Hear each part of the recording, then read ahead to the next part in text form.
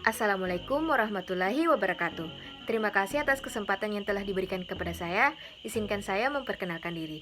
Perkenalkan, nama saya Tatskira Amalia dengan nomor induk mahasiswa 1921042010 dari kelas S101.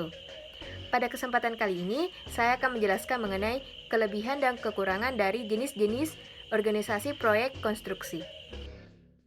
Jadi sebelumnya, saya akan menjelaskan apa saja yang termasuk jenis-jenis organisasi proyek konstruksi.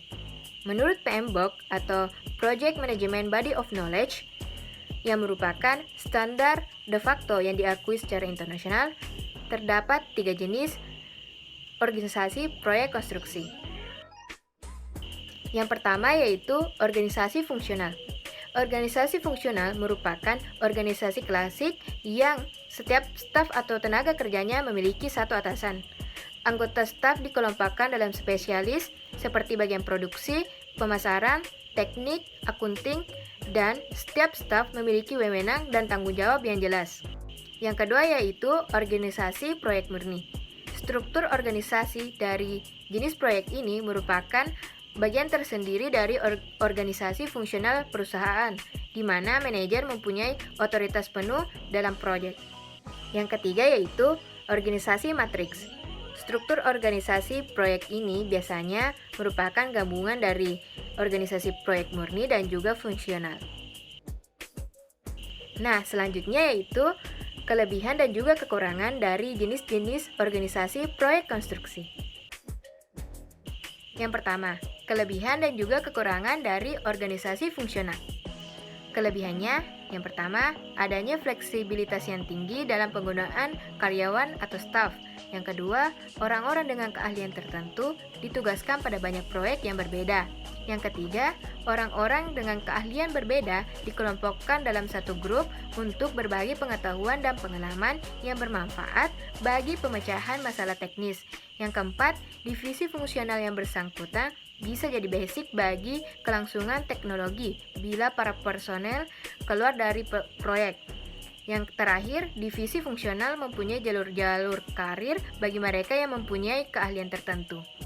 Adapun kekurangannya yaitu, pertama, klien tidak menjadi perhatian utama dari aktivitas yang dilakukan oleh orang yang terlibat dalam proyek. Yang kedua, divisi fungsional cenderung berorientasi pada aktivitas yang sesuai dengan fungsinya. Yang ketiga, tidak ada individu yang diberi tanggung jawab penuh untuk mengurus proyek. Yang keempat, motivasi untuk orang yang ditugaskan ke proyek cenderung lemah. Dan yang terakhir, proyek yang kompleks secara teknis tidak dapat dikerjakan dengan baik tanpa totalitas. Selanjutnya yaitu kelebihan dan juga kekurangan dari organisasi proyek murni. Kelebihannya yang pertama, manajer proyek mempunyai wewenang penuh untuk mengelola proyek. Yang kedua, semua anggota tim proyek bertanggung jawab kepada manajer proyek. Yang ketiga, rantai komunikasi menjadi pendek, yaitu manajer proyek dan juga eksekutif secara langsung. Yang keempat, proyek yang sejenis yang berturut-turut bisa dilakukan oleh tim yang sama. Selanjutnya, pembuatan keputusan cepat karena kewenangan terpusat. Selanjutnya, adanya kesatuan komando karena bertanggung jawab kepada satu atasan.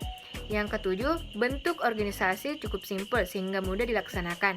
Dan yang terakhir, adanya dukungan menyeluruh terhadap proyek. Adapun kekurangannya yaitu, yang pertama, bisa terjadi duplikasi usaha dan fasilitas jika terjadi banyak proyek. Yang kedua, struktur ini sendiri menambah biaya yang cukup mahal untuk organisasi induk. Yang ketiga, ketidakkonsistenan prosedur sering terjadi. Yang keempat, proyek yang sudah selesai menimbulkan masalah bagi tim proyeknya.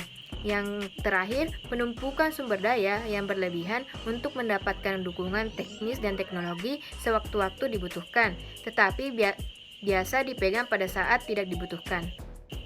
Dan yang terakhir yaitu kelebihan dan juga kekurangan organisasi matriks. Kelebihannya, yang pertama, proyek mendapatkan perhatian secukupnya. Yang kedua, lebih mudah untuk mendapatkan orang yang berpotensial dari setiap fungsinya. Yang ketiga, tidak ada masalah tentang nasib bagi tim proyeknya jika suatu proyek telah selesai. Yang keempat, tanggapan keinginan klien bisa cepat diberikan. Yang kelima, konsistensi terhadap kebijaksanaan atau prosedur dari perusahaan induk terjaga. Yang keenam, distribusi sumber daya lebih seimbang. Yang ketujuh, mampu untuk mencapai tingkat organisasi yang diperlukan untuk menjawab tuntutan ganda lingkungan. Yang kedelapan, dapat memanfaatkan karyawan secara fleksibel. Yang kesembilan, sesuai untuk pengambilan keputusan yang sifatnya rumit serta lingkungan yang tidak stabil. Yang kesepuluh, sangat sesuai untuk organisasi ukuran sedang. Adapun kekurangannya yaitu yang pertama, manajemen matrik melanggar prinsip kesatuan komando. Yang kedua, dalam organisasi matrik terdapat kekuatan yang seimbang antara manajer fungsional dan juga manajer proyek, sehingga bila terdapat keraguan siapa yang mesti kena beban, pekerjaan proyek bisa jadi terbengkalai. Yang ketiga, perpindahan sumber daya membuat persaingan antar manajer proyek. Yang keempat, menghabiskan banyak waktu untuk koordinasi. Yang kelima, adanya wewenang ganda menyebabkan munculnya kebingungan. Dan yang terakhir, hanya bisa berjalan jika hubungannya bersifat kolegial bukan vertikal. Itulah tadi yang bisa sempat saya sampaikan. Sekian dan terima kasih. Wabillahi taufiq wal hidayah. Wassalamualaikum warahmatullahi wabarakatuh.